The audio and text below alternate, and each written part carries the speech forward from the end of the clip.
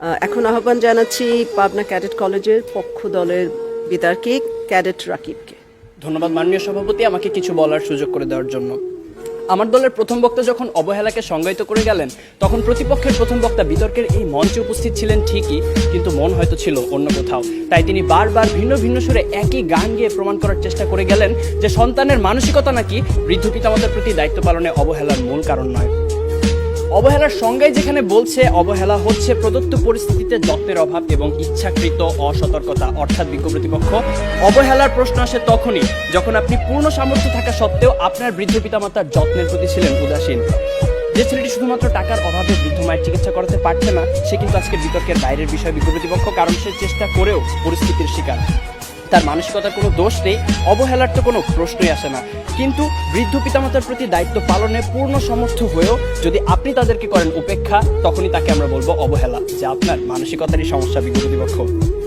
আমার সন্তান যেন থাকে দুধে ভাতে, অন্তরের এই নিবেদন তো পৃথিবীর সব বাবা মায়ের। অথচ সারাটা দিনের ব্যস্ততা শেষে একটুখানি অবসর পেলেই যেখানে আমাদের ফেসবুক বা হিন্দি সিরিয়ালে ডুব দেওয়ার সময় হয়, সেখানে ফোন দিয়ে মাকে একটিবার জিজ্ঞেস করার সময় হয় না মা ভালো আছে কিনা, বাবাকে জিজ্ঞেস করার সময় পর্যন্ত হয় না ওষুধগুলো ঠিক মতো খাচ্ছে কিনা। এখানে দোষটা কিন্তু বিজাতীয় সংস্কৃতির ধারক ও বাহক হিন্দি সিরিয়াল বা সোশ্যাল মিডিয়া, ফেসবুকের আগে আপনারই মানসিকতার বিজ্ঞ প্রতিপক্ষ। একজন সুস্থ মানুষ সর্বোচ্চ 45 ডেল একক পর্যন্ত ব্যথার সম্মুখীন হতে পারে, আর সন্তান জন্মদানের সময় আমাদের মায়েরা যে পরিমাণ ব্যথার সম্মুখীন হন তা 57 ডেল এর কিছু বেশি, যা একজন সুস্থ স্বাভাবিক মানুষকে প্রয়োগ করা হলে অনায়াসে তার 20টি হাড় ভেঙে যাবে। সন্তানের জন্যই যে মায়ের সর্বস্ব বিসর্জন, সন্তান হয়ে সে মায়ের প্রতি যেন আমাদের নিষ্ঠুরতম আচরণ। আর এর পেছনে মানসিকতাই যদি দায়ী না হবে, তাহলে কেন নারায়ণগঞ্জের ফতুল্লা শাসনগাঁও এলাকায় ভরণ পোষণ থেকে বাঁচতে সন্তানদের দ্বারা বস্তাবন্দি অবস্থায় রাস্তায় ফেলে যাওয়া 80 বছর বয়সী বৃদ্ধা হাসিনা বেগম সেদিন মারা গেলেন?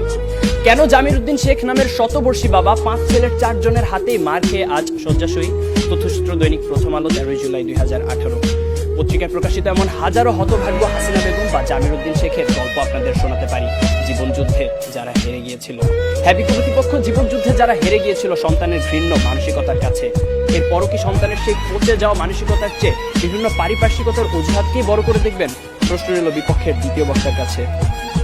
প্রতিপক্ষের প্রথম বক্তা বলে গেলেন যে সন্তানেরা নাকি এখন সময়ই পাচ্ছে না তার বাবা মার সাথে ব্যয় করার, অর্থাৎ ব্যস্ততার কারণে তারা সময় দিতে পারছে না তাদের বাবা মাকে। আসলে সত্যি কথা বলতে জানেন কি বিজ্ঞ প্রতিপক্ষ, এই পৃথিবীতে সময়ের অভাব বলে কিছু নেই, সবকিছুই নির্ভর করে আপনার প্রাধান্যের উপর। তাই দিন শেষে আপনার প্রাধান্য যদি পিতামাতা না হয়ে হয় ডিজনি প্লাস বা নেটফ্লিক্স, মানসিকতার দিকে আঙুল তো উঠবেই। মাননীয় সভাপতি, প্রতিপক্ষের প্রথম বক্তার বক্তব্য থেকে এটাই পরিষ্কার যে তারা মানসিকতা নয়, বরং সন্তানের সুশিক্ষার অভাবকেই দায়ী করে গেলেন, যার কারণে প্রভাবিত হচ্ছে মানসিকতা। মাননীয় সভাপতি, কোনো কিছুই তো আপনাপনি দূষিত হয় না। এখন কেউ যদি ধূমপান করে বলে যে সিগারেটে থাকা নিকোটিনের কারণে তিনি ক্যান্সারে আক্রান্ত হয়েছেন, এখানে ধূমপানের কোনো দোষ নেই, তাহলে বিষয়টি কি নিতান্তই হাস্যকর নয় বিজ্ঞ প্রতিপক্ষ? তাই আজ বুঝেই হোক আর না বুঝেই হোক, আপনারা কিন্তু বৃদ্ধ পিতামাতার প্রতি দায়িত্ব পালনের অবহেলার মূল কারণ হিসেবে সেই মানসিকতাকেই দায়ী করে গেলেন। ধন্যবাদ আমাদের সাথে একমত পোষণ করার জন্য। প্রতিপক্ষের প্রথম বক্তার মতে বর্তমান সমাজে বাবা মায়ের মধ্যকার অশান্তি, ঝগড়া ইত্যাদি দেখে অবহেলায় একটি বড় হওয়া একটি সন্তান তো সেগুলোই শিখবে। কিন্তু বিজ্ঞ প্রতিপক্ষ, একই পরিবারে বেড়ে ওঠা 2টি সন্তানের মধ্যে যখন এক ভাই হয় সমাজে উচ্চ প্রতিষ্ঠিত আর আরেক ভাই হয় মাদকাসক্ত বেকার, তখন আপনি কি বলতে চাইছেন যে তাদের বাবা মা তাদের দুরকম শিক্ষা দিয়েছে?